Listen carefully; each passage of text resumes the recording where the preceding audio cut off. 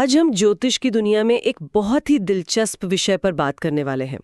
हमारे पास 12 भावों और उनके खगोलीय महत्व नाम का एक दस्तावेज है जो ज्योतिष के 12 भावों की एक सूची देता है।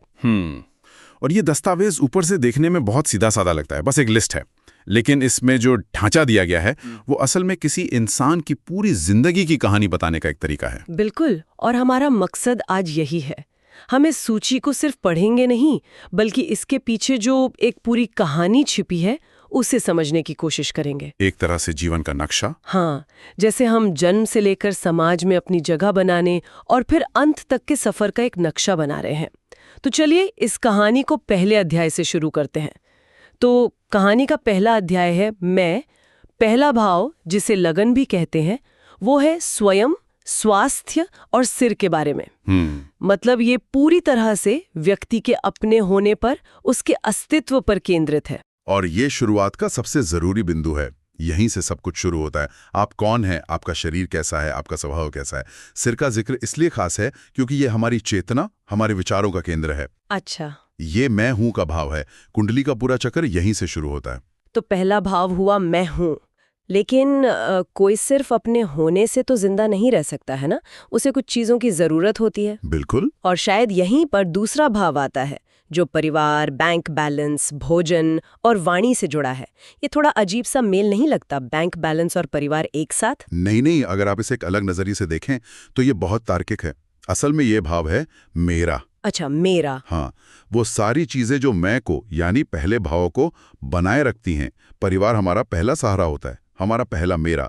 भोजन हमें जिंदा रखता है और बैंक बैलेंस वो हमें भौतिक सुरक्षा देता है। सही, ये सब हमारे संसाधन है। और वाणी, उसका इन संसाधनों से क्या लेना देना है? वाणी भी एक तरह से हमारा संसाधन ही है।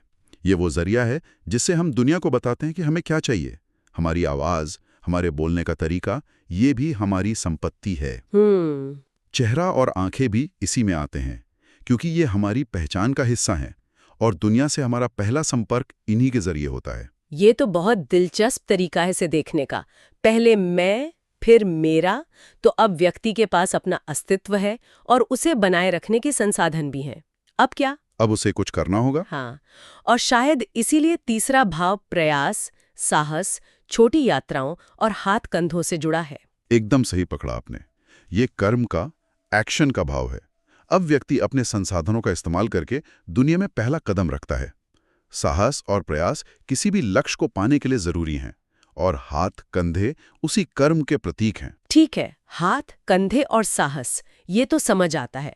लेकिन इसमें छोटे भाई बहन और पड़ोसी क्यों हैं? इनका हमारे प्रयास से क्या संबंध है?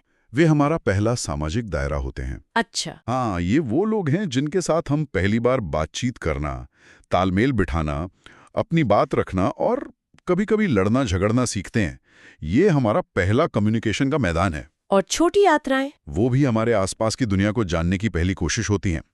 तो तीसरा भाव हमारे शुरुआती संवाद, हमारी पहली कोशिशों को दिखाता है। वाह, तो पहले 3 भाव एक पूरी कहानी बनाते हैं। मैं कौन हूँ, मेरे पास क्या है और मैं अपने आसपास की दुनिया से कैसे जुड़ता हूँ। ये तो किसी भी व्यक्ति के जीवन की नींव है। बिल्कुल, ये हमारी व्यक्तिगत पहचान और शुरुआती विकास की कहानी है। चलिए अब इस नींव पर आगे की इमारत बनाते हैं। अब हम बात करेंगे हमारी निजी दुनिया की, हमारी जड़ों की, हमारी खुशियों की और हमारे सबसे करीबी रिश्तों की। तो अब हम चौथे, 5वें और 7वें भाव पर आ रहे हैं। हाँ, हम छठे भाव पर बाद में आएंगे जब हम जीवन की चुनौतियों पर बात करेंगे। मुझे लगता है वो वहाँ बेहतर फिट होता है। ये एक अच्छा तरीका है क्योंकि ये तीनों भाव हमारी निजी दुनिया की धुरी बनाते हैं। तो शुरुआत करते हैं चौथे भाव से। ये घर, संपत्ति, वाहन, मानसिक शांति, माँ और खुशी से जुड़ा है। यहाँ घर और मानसिक शांति का एक साथ आना मुझे बहुत गहरा लगता है। ये हमारी जड़ों का, हमारी भावनात्मक सुरक्षा का केंद्र है। ये वो जगह है जहां हम दुनिया की भागदौड़ के बाद सुकून पाते हैं। सही बात है। माँ जो हमारी पहली पोषक होती हैं और घर जहां हमें सुरक्षा का एहसास होता है, दोनों यही हैं। इसलिए सच्ची खुशी और मानसिक शांति भी इसी भाव से जुड़ी हैं। ये हमारी भावनात्मक नींव है। और शरीर में ये छाती, स्तन और फेफड़ों से जुड़ा है, हमारे शरीर के बहुत नाजुक हिस्से। हाँ, जिन्हें सुरक्षा की जरूरत होती है। अब आते हैं 5वें भाव पर। बच्चे, प्रेम संबंध, शिक्षा और सृजनात्मकता। ये तो जीवन के सबसे मजेदार हिस्सों का भाव लगता है। हाँ, ये सृजन का भाव है, चाहे वो बच्चों के रूप में एक नई जिंदगी का सृजन हो, प्रेम संबंधों में भावनाओं का सृजन हो, या शिक्षा के जरिए ज्ञान का सृजन हो। और प्रेम हमारे दिल को, दोनों ही हमें एक बेहतर और पूर्ण इंसान बनाते हैं। ठीक है, तो चौथा भाव हमारी नींव है, पांचवां हमारी रचनात्मकता। अब सातवें भाव पर आते हैं, जो है रिश्ते, जीवन साथी, व्यापारिक साझेदारी। और ये पहले भाव के ठीक सामने होता है। इसका क्या मतलब है? ये एक बहुत ही जरूरी बात है। पहला भाव मैं था, तो सातवां भाव है दूसरा। सही। ये वो आईना है जिसमें हम खुद को देखते हैं। ये हर तरह की साझेदारी का भाव है, चाहे वो शादी का रिश्ता हो या बिजनेस पार्टनरशिप। ये दिखाता है कि हम दूसरों के साथ कैसे जुड़ते हैं, कैसे संतुलन और समझौता करते हैं। तो ये हमारी निजी दुनिया पूरी हुई। हाँ। हमारी जड़ें और सुकून, हमारी खुशियां और रचनात्मकता, और हमारा जीवन साथी। लेकिन जिंदगी हमेशा इतनी आसान नहीं होती। अब बात करते हैं उन हिस्सों की जो थोड़े मुश्किल हैं। हाँ, अब हम उन भावों पर आते हैं जिन्हें अक्सर कठिन माना जाता है, लेकिन जो विकास के लिए सबसे जरूरी हैं। छठा, आठवां और 12वां भाव। शुरुआत करते हैं छठे भाव से। इसमें है ऋण, शत्रु, संघर्ष और नौकरी। नौकरी को कर्ज और दुश्मनों के साथ रखना, यह हमारे आज की ड्रीम जॉब वाले विचार से बिल्कुल अलग है। देखिए, यहाँ एक बहुत गहरा सबक है। ये दस्तावेज बताता है कि रोजमर्रा के काम को सेवा या संघर्ष के रूप में देखा जाता था। आपकी सार्वजनिक पहचान और रुतबा 10वें भाव में आता है। लेकिन छठा भाव रोज के काम का बोझ है, डेडलाइन का दबाव, ऑफिस की राजनीति। मतलब वो सब कुछ जिसे आपको रोज निपटना पड़ता है। हाँ, ये काम का वो हिस्सा है जो ग्लैमरस नहीं है, बल्कि एक जिम्मेदारी है। पर इसमें पालतू जानवर क्यों है? एक नजरिया ये है कि पालतू जानवर हमारी सेवा और देखभाल पर निर्भर करते हैं। ये एक रोज की जिम्मेदारी है, एक तरह का सेवा भाव जो छठे भाव के मूल स्वभाव से मेल खाता है। ये समझ में आया। अब आते हैं आठवें भाव पर, जो शायद सबसे रहस्यमयी है। इसमें है ससुराल, गुप्त विद्या और अचानक होने वाले बदलाव।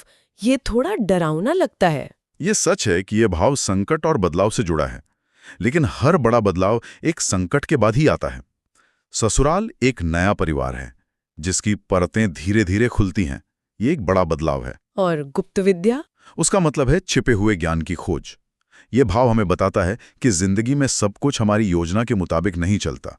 कभी कभी अचानक कुछ ऐसा होता है जो हमें पूरी तरह बदल देता है। ये डर जरूर पैदा करता है, लेकिन यही हमें गहरा और समझदार भी बनाता है। काया पलट का भाव। बिल्कुल। और अब आते हैं 12वें भाव पर, जो इस चक्र का अंत है। इसमें है नींद, आराम, अस्पताल, अलगाव, खर्च, हानि और विदेश। ये सब कुछ दूरी या अंत का इशारा करता है। ये मुक्ति का भाव है। ये उन चीजों को छोड़ने के बारे में है जो अब हमारे काम की नहीं रही। अस्पताल और विदेश हमें हमारे जाने पहचाने माहौल से अलग कर देते हैं। और नींद भी तो एक तरह का रोज का अलगाव है। हाँ, जहां हम इस चेतन दुनिया से कट जाते हैं। खर्च और हानि भी चीजों के अंत का प्रतीक हैं। ये भाव हमें सिखाता है कि जीवन में आगे बढ़ने के लिए कुछ चीजों को पीछे छोड़ना पड़ता है। तो छठे, 8वें और 12वें भाव असल में जीवन के रीसेट बटन की तरह है।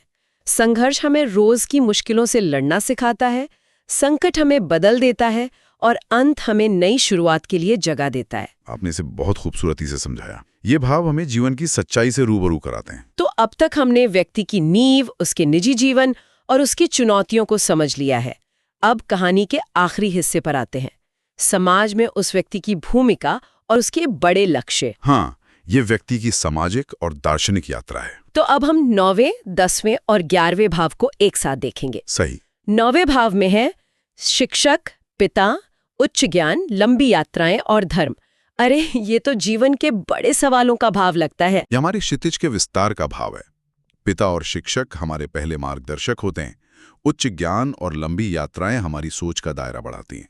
तो ये भाग्य और दर्शन का भाव है। हाँ, ये हमें जीवन में क्यों का जवाब खोजने के लिए प्रेरित करता है। हमारा जीवन सिर्फ खाने पीने और काम करने के लिए नहीं है, उसका एक बड़ा मकसद भी है, और वो मकसद हमें 9वें भाव से मिलता है। तो 9वें भाव ने हमें जीवन का मकसद दिया। अब इस मकसद को कर्म में बदलना होगा, और शायद इसीलिए 10वां भाव करियर और सामाजिक स्थिति से जुड़ा है। ये कुंडली में सबसे ऊंचा बिंदु होता है ना? बिल्कुल। यह हमारे सार्वजनिक जीवन का शिखर है। दुनिया हमें किस रूप में जानती है, हमारा क्या रुतबा है, हमारी क्या उपलब्धियां हैं, ये सब 10वां भाव तय करता है।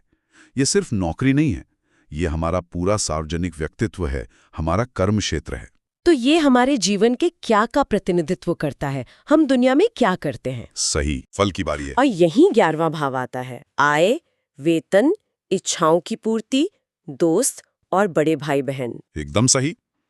10वें भाव में किए गए कर्मों का लाभ 11वें भाव में मिलता है।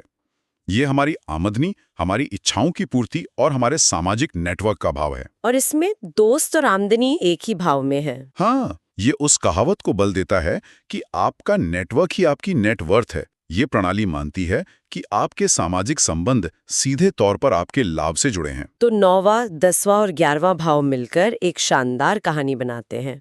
जीवन का मकसद ढूंढो, 9वां भाव, उस मकसद पर काम करो, 10वां भाव, और फिर उस काम का फल और दोस्तों का साथ पाओ, 11वां भाव। और इस तरह ये चक्र पूरा होता है। 12वां भाव हमें सब कुछ छोड़कर अगले चक्र की तैयारी करने को कहता है। हमारे जन्म से लेकर हमारे कर्म, रिश्ते, चुनौतियां और अंत तक सब कुछ एक दूसरे से जुड़ा हुआ है। ये वाकई जीवन का एक पूरा नक्शा है। हाँ, और ये हमें ये सोचने का एक दिलचस्प ढांचा देता है कि हमारे जीवन के अलग अलग हिस्से कैसे एक दूसरे पर असर डालते हैं।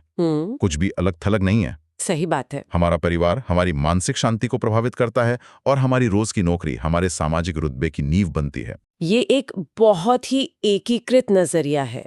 इस पूरी चर्चा के बाद हम एक विचार के साथ छोड़ जाते हैं। इस दस्तावेज में हर भाव को शरीर के किसी न किसी अंग से जोड़ा गया है।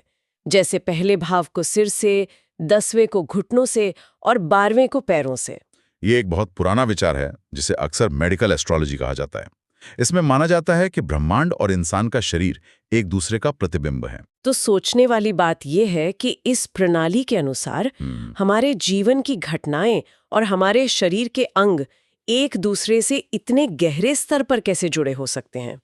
क्या ये सिर्फ एक प्रतीक है या इसका कोई गहरा मतलब है? हाँ, क्या हमारे करियर यानी 10वें भाव में आने वाली परेशानी का असर सच में हमारे घुटनों पर पड़ सकता है? या जब हम किसी बड़े नुकसान या अलगाव से गुजरते हैं जो कि 12वां भाव है, तो क्या हमारे पैरों में कोई समस्या हो सकती है?